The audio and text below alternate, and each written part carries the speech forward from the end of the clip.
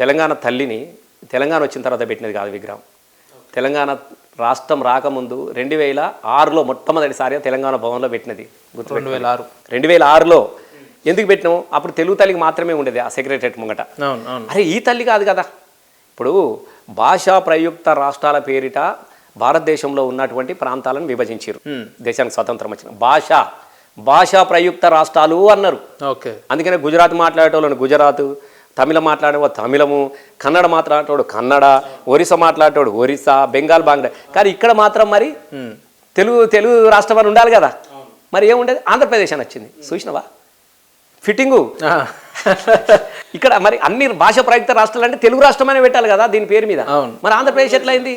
పెట్టి మీరు తీసుకొచ్చి మద్రాసులో అప్పటికి మన రాష్ట్రం మనకు ఉండే, హైదరాబాద్ రాష్ట్రం ఉండే, ఆగం చేతిరి పొట్టి శ్రీరాములు అక్కడ చచ్చిపోతాయని ఇక్కడ వేడితిరి తీసుకొచ్చి ఇవన్నీ కుట్రలు జరిగిన తర్వాత మా ప్రాంతం మాకు కావాలనుకున్నప్పుడు మాకు కూడా ఒక తల్లి ఉండాలి కదా మీలాగా అని చెప్పేసి కేసీఆర్ గారు పాపం బిఎస్ రాములు, లక్ష్మణచారి మేము అందరూ కూర్చొని కళాకారులు చాలా మందితో చర్చ పెట్టుకున్నాక ఆ రూపాన్ని తీసుకొచ్చి కిరీటము, భారతమాత నెత్తి మీద కిరీటం లేదా? మరి భారతదేశ తీసేస్తావా? ఆమె రాచరిక దేవతకు మూలం కాదా?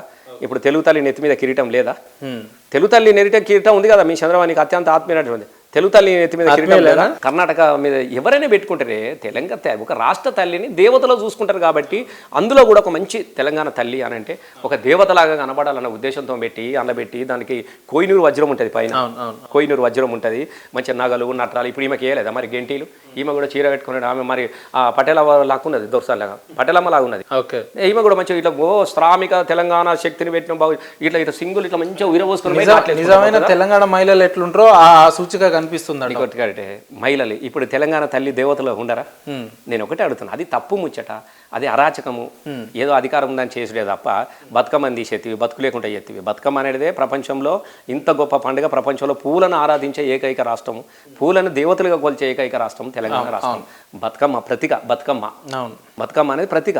తీసేసి నువ్వు చేయి పెడతావా? ఇట్లా చేయి గుర్తు పెడితే ఆ ముఖం ఏమన్నా ముఖమే నువ్వు పెట్టు, చెప్పు ఇగో తెలంగాణ తల్లి అని. ఓ తెలంగాణ తల్లిని పెట్టి శ్రామిక మహిళను ఈమెను కూడా పెట్టరా నాయన?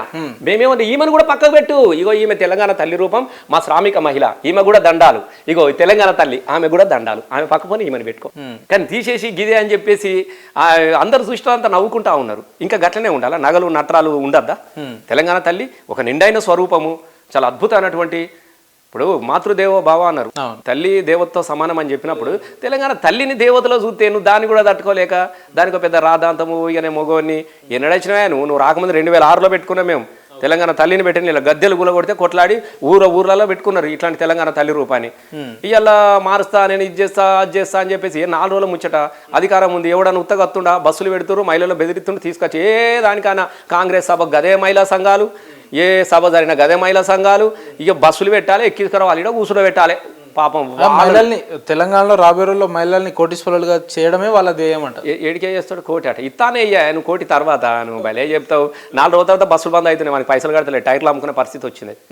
పెద్ద కార్మిక వ్యవస్థ. ఫ్రీ బస్ ద్వారా దాదాపు 2 కోట్ల వరకు మహిళలు ప్రయాణం చేసిరని అంటున్నారు. పైసలు నువ్వు ఇవ్వాలి కదా వాళ్ళకు, ఆర్టిజన్ పైసలు ఇవ్వాలి కదా. ఏమన్నా డీజిల్ ఫ్రీ అవుతుందా? బస్సు ఫ్రీ అవుతుంది? అదొక కార్పొరేషన్, గుర్తుపెట్టుకోండి, అదొక కార్పొరేషన్. కార్పొరేషన్ కింద డబ్బులు కట్టాలి కదా. అలా కండక్టర్ ఉంటారు, శ్రామికులు ఉంటారు, పనిచేసే వాళ్ళు ఉంటారు, వాళ్ళకి జీతాలు ఇవ్వాలి కదా. మరి ఏడికిస్తావు? డిపో మేనేజ్మెంట్ ఇప్పటికే అది నష్టాల్లో ఉంది. ఇప్పటికే బస్సులన్నీ పోయి నష్టాల్లో ఉన్నది. బస్సులు కొనలేక ప్రైవేట్ ఉన్న బస్సులు అద్దెకు నడుపుకుంటుంది ఆర్టీసీ. నువ్వు అట్లాంటి బస్సులను ఫ్రీ అన్నప్పుడు దానికి పైసలు ఇవ్వాలి కదా. నీ దగ్గర ఏవి పైసలు? రేపు పొద్దుగల ఎగ్గొడతావు. 4 రోజుల ముచ్చట ఇదంతా. ఏమి ఇవ్వలేడు, కమిటీలు వేయడము, కాగితాలు. ఇప్పుడు ఇండ్లు అన్నాడు, యాప్ అన్నాడు, అంతకుముందు కూడా దరఖాస్తులు తీసుకున్నాడు, మళ్ళీ దరఖాస్తులు తీసుకున్నాడు, సర్వే అంటే అయితే ఏది కాదు. నువ్వు గుర్తుపెట్టుకో, నేను మళ్ళీ చెప్తున్నా, ఏ ఒక్కటి కూడా అమలు కాదు, ఏ ఒక్క రూపాయి కూడా లేదు. ఏది కాదు, ఏది లేవు. నీ దగ్గర పైసలు లేవు. ఫస్ట్ నీ దగ్గర ఉంటే కదా నువ్వు ఇవ్వడానికి. ఏదో గంభీర్యాన్ని ముందట ఎస్కాటు, వెనక ఎస్కాటు, ముంగట ఒక అంబులెన్సులు, మంత్రులకు ఒక ఎస్కాట్లు, పైలట్లు తప్ప వాళ్ళకు కూడా జీతాలు ఇవ్వలేని పరిస్థితి ఉంది. వాళ్ళకు కూడా ఏం లేవు, ప్రమోషన్ లేవు, వాళ్ళకు కూడా డిఏ లేవు. ఉద్యోగస్తులకు మొదటి నెలనే 1వ తారీఖు మేము జీతాలు ఇస్తున్నాం. గత 10 ఏళ్లుగా కేసీఆర్ గారు ఎప్పుడు ఇవ్వలేదు ఆ రకంగా అని చెప్తున్నారు. మీరు ఎంతమందికి ఇస్తారు? మాట్లాడితే ఎంతమందికి ఇస్తున్నాడు? అందరికి లేవు. చాలా కార్పొరేషన్లు ఉంటాయి, చాలా ఎయిడెడ్ ఉంటాయి, దాంట్లో అందరికీ రావు. అందరు కూడా 5, 10 అది నడుస్తూనే ఉంటుంది. అది పెద్ద ఇష్యూ కాదు, అది పెద్ద ఇష్యూ కాదు. వాళ్ళకి రావాల్సిన క్వశ్చన్ ఏంటంటే 10 ఏళ్లుగా పరిపాలించిన కేసీఆర్ గారి మీద రాని వ్యతిరేకత సంవత్సర కాలంగానే ఈ రకంగా వస్తుంది అని అంటే ఇది ప్రజల నుంచి వచ్చిన వ్యతిరేకతనా లేదంటే ప్రతిపక్ష పార్టీ కాదలుచుకొని పెట్టుబడి పెట్టి తీసుకొస్తున్న వ్యతిరేకతనా అనేది ఒక ప్రశ్న. పెట్టుబడి పెడితే ఇప్పుడు గుర్తుపెట్టుకో, నీ దగ్గర నువ్వు అధికార పార్టీ ఉంది కదా, మరి నువ్వు కూడా పెట్టు, నువ్వు కూడా పెడతావు కదా. వాళ్ళ పరిపాలనలో మేము బిజీ అయిపోయినాం అందుకే శ్రద్ధ చూపిస్తలేము. చాతగానోడు మాట్లాడే విషయాలు ప్రజల అగ్రహానికి ఎవడు వెలగట్టలేడు, గుర్తుపెట్టుకో. డబ్బులు ఇస్తే వచ్చి ఎవడు మాట్లాడలేడు, గుర్తుపెట్టుకో. డబ్బులు ఇస్తే నీ సభకు రావచ్చు, కానీ డబ్బులు ఇచ్చే సభకు వచ్చినా కూడా వాడు వింటాడు పోతాడు తప్ప వాడి మనసులో లేకపోతే నీకు ఓటేయడు, వాడి మనసులో లేకపోతే చరిత్రలోనే లేదు. నీకు 100% ఎవడున్నాడు వాళ్ళు ఇంకా చెప్పు. కడుపు మండింది కాబట్టి లగుడిచెర్ల ఒక గిరిజనులు భూమి నమ్ముకొని బతాడు, చెట్టు నమ్ముకొని బతాడు, చెట్టు మీద పండు నమ్ముకొని బతాడు. వాడు భూతలి మొత్తంతో ఒడ్డు చెక్కితేనే తలకాయలు వలగొట్టుకుంటారు, గుర్తుపెట్టుకో. మొత్తంతో ఒడ్డు చెక్కితే తలకాయలు వలగొట్టుకున్న వాటిని భూమినే గుంజుకుంటాడు, ఊకుంటాడా. వాళ్ళు అక్కడ నువ్వు కోట్ల పైసలు కాదు, నువ్వు మిలియన్ డాలర్ల డబ్బులు వాళ్ళకి ఇచ్చినా కూడా అట్లా కొట్లాడేటోళ్ళు కాదు, గుర్తుపెట్టుకో. కడుపు మండితే అట్లా ఉంటుంది. దేవాలాస్పూర్ ఎట్లా అయిపోయింది, దెబ్బకి వెనకకు పోయిండు. నీకేం చెప్తాను ఇది ప్రజలు 10 సంవత్సరాలలో నువ్వు అన్నది కరెక్ట్. 5 ఏళ్ళ మేము మళ్ళీ గెలిచినామా? 10 ఏళ్ళు అయితే మేము మంచిగా ఉన్నాం కదా, మేము తిరిగి మళ్ళీ గెలిచినాం. 5 ఏళ్ళు అయిపోయినాక మళ్ళీ గెలిచినాం. ప్రజలు నమ్మకాన్ని నిలబెట్టుకున్నాం కాబట్టి 2వసారి గెలిచినాం. 3వసారి ఒక మార్పును కోరుకున్నావు, నువ్వు వచ్చినావు, నువ్వు అనేకమైనటువంటి వాగ్దానాలు చెప్పినావు, అబద్ధాలు చెప్పినావు కాబట్టి వాళ్ళు నీకు అవకాశం ఇచ్చిరు. ఇప్పుడు వాళ్ళు అరే నువ్వు 100 రోజులలో చేస్తా అంటే మేము నమ్మినామా, నీకేసినాం ఏంది రాబాయి, నీకు ఇట్లా చేస్తున్నామేది, మాకు ఇత్తాను ఇక కడుపు మండుతుంది ప్రజలది, మనది కాదు. వడ్లను నాగం చేతివి, అన్ని వడ్లకు గెలవంగానే వడ్లకు 500 రూపాయల బోనస్ అన్నాడు తప్ప ఎలక్షన్ ముందు సన్నవడ్ల పేరు తీసిండా. సన్నవడ్లు ఎవరు పండిస్తారే? మన ఊళ్ళలో పండి తిండి మందం పట్టించుకుంటారు ఎవడన్నా. అది పంట అది రాదు, అది దిగుబడి రాదు, ప్రజలకు తెలుసు. నువ్వు అన్ని వడ్లకు ఇడిచిపెట్టి అందులో 5-6 రకాలు పెట్టి ఎల్లగొట్టే ప్రయత్నం చేసి. అన్న మీరు పొద్దున్న లేస్తే నియోజకవర్గాలలో తిరుగుతున్నారు, కార్యక్రమాలకు హాజరవుతారు కాబట్టి ఆ రకమైన పరిస్థితులు రైతులు కానీ మహిళలు కానీ మీ దగ్గరికి వస్తు ఆ అట్మాస్ఫియర్ ఎట్లా అనిపిస్తుంది మీకు? ఉందా వ్యతిరేక విధానం అనేది? వాస్తవంగా చాలా ఉంది భయ్య. ఇప్పుడు ఒక భరోసా కలగాలి. కొంతమంది ఏం చేస్తారు, డాక్టర్ దగ్గరికి వస్తారు, చేయి చూస్తారు, అమ్మాయి ఏం లేదు పో, అమ్మ లేదు సార్ కాదు, ఉత్తర పో మంచిగా అయిపోయినా ఇట్లా కొట్టాలంటే ఒత్తిరుపుతుంది. ఇలా అట్లా మాట్లాడే పరిస్థితి కూడా ఈ సర్కారులకు లేదు. ప్రజలను ఎవరిని చూసినా అభద్రతకు లోనవుతున్నాడు. పాట వాడితే భయం, మాట్లాడితే భయం. అంబేద్కర్ గారికి వర్ధంతి రోజున 125 అడుగుల ఎత్తైనటువంటి విగ్రహాలు పెట్టిస్తే అక్కడ కూడా సంఖ్యలు వేసేసి పోలీసులను కాపలా పెడతావాను.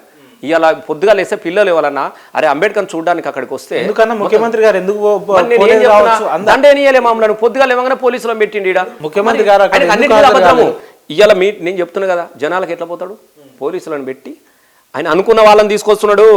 మామూలు జనం కూడా కాదు, కేవలం మహిళా సంఘాల గ్రూపుల ద్వారా బస్సులు పెట్టి వాళ్ళని తీసుకొస్తుంది. ఇక రెడీమేడ్ అయిపోయింది. మనం ఏటీఎంలకే డబ్బు ఉంటే ఇడిపించుకుంటాం చూడు. నువ్వు ఏడా సభ కొట్టినా వాళ్ళనే కొట్టాలి, కూర్చుని పెట్టాలి, చెప్పిందే చెప్పి తిడతా ఉంటే వెంబలాడాల. ఇక కేసీఆర్ మీద తిట్లే, లేకుంటే దేవుళ్ళ మీద ఒట్లు, లేకుంటే కేసీఆర్ మీద తిట్లు. తిడతా ఉంటే మహిళలు లేచి ఓ సారు ఏం తిడతావు గా సార్, నువ్వు ఊకే తెలంగాణ తీసుకొచ్చిన ఆయనను, నువ్వు చెప్పేది ఉంటేమన్నా చెప్పు, ఊకే పొద్దుగాలైతే తిట్టుడే పెడుతున్నావు, నీ లేవురే అని ఆయన లేచి ఆదవికిరు మాట్లాడుతున్నాగానే. అంటే ఒకసారి 2 సార్లు ఉంటుంది జనాలకు. పాపం వాళ్ళని కూడా ఎంత ఇబ్బంది పెడుతుండే మహిళా సంఘాల పనులను. ఏ సభ జరిగిన నువ్వు మహిళలకు సంబంధించిన ఒక సభ పెట్టి వాళ్ళని తీసుకొచ్చినావంటే ఒక లెక్క ఉంటుంది. మొత్తం నీ కాంగ్రెస్ సభలకు వాళ్ళే. ఏ సభ పెట్టినా మహిళా సంఘాలు ఆడ గ్రూపులను కూర్చునబెట్టాలి, రాకపోతే ఫైన్ వేయాలి, లేకుంటే నీకు షిట్ కట్టు, లేకుంటే నీ మహిళా సంఘం కట్టు. ఇది నడుస్తూ ఉన్నది. ఇలా కూడా తీసుకొస్తారు కదా మళ్ళీ. ఇప్పుడు మళ్ళీ 1,00,000 మంది మళ్ళీ వాళ్ళనే లేవురి అని బస్సులు పెట్టి లేపుడే. Saraswati group, Lakshmi group, Annapurna group, Anjaneya group, రాని అని ఊరికి 5 గ్రూపులను జమ చేయాలి, మీటింగ్ల కాడ కూర్చునబెట్టాలి, చెప్పిందే చెప్పాలి. ఏవో కొత్తది ఉంటా అంటే అది లేదు, ఏది రాదు. కేసీఆర్ని తిట్టాలి, ఎల్లగొట్టాలి.